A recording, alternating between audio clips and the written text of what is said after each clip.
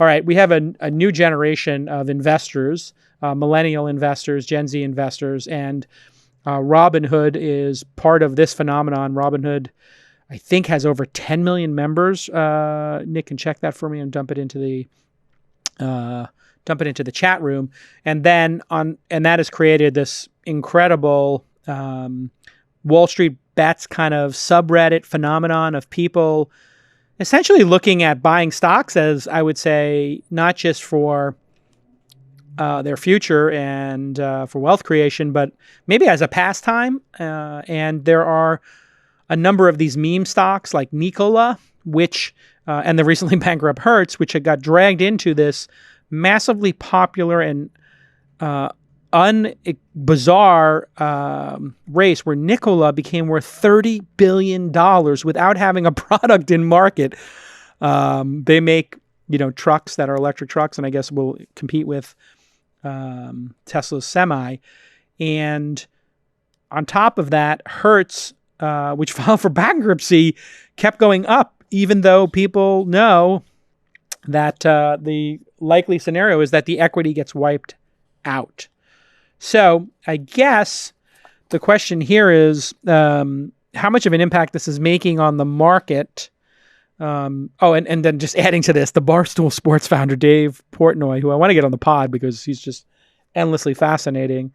I know I'm late to the party in following him. But his Periscope had over 100,000 views today, and he's doing Davey Day Trader and saying, I guess the meme is stonks only go up. Another way of saying stocks only go up. And then today, the Dow plummeted. So I don't know what this crazy behavior means, but any thoughts on it, Tom?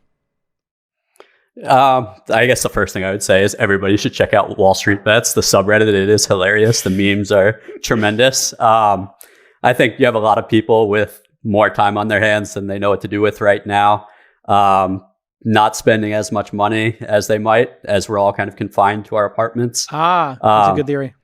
So yeah, I mean, my hope is people that don't know what they're doing, hopefully just play with fun money. I started playing high stakes poker when I was 15 or 16, so I'm in no position to call anyone else a degenerate.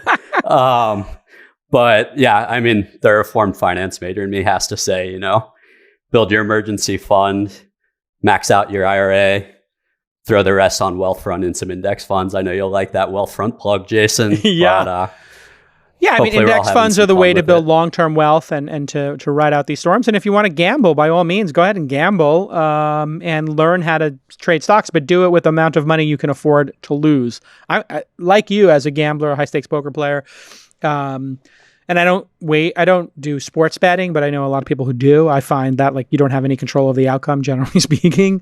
I know some people think they can handicap really well. I don't know if that's proven to be true that often.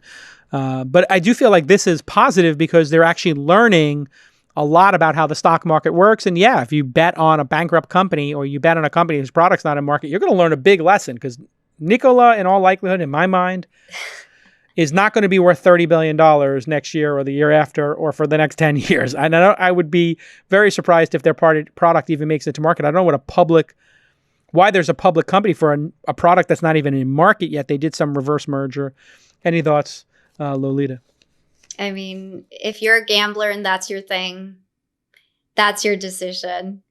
I think that in terms of the implications of these gamblers gambling in the market, I think there are bigger fish that will move the needle and not these millennials on Robinhood. I definitely think the COVID impacts of how we're driving supply chains and moving products around and living and selling, I think those have more impacts on the market than the Robinhood investors.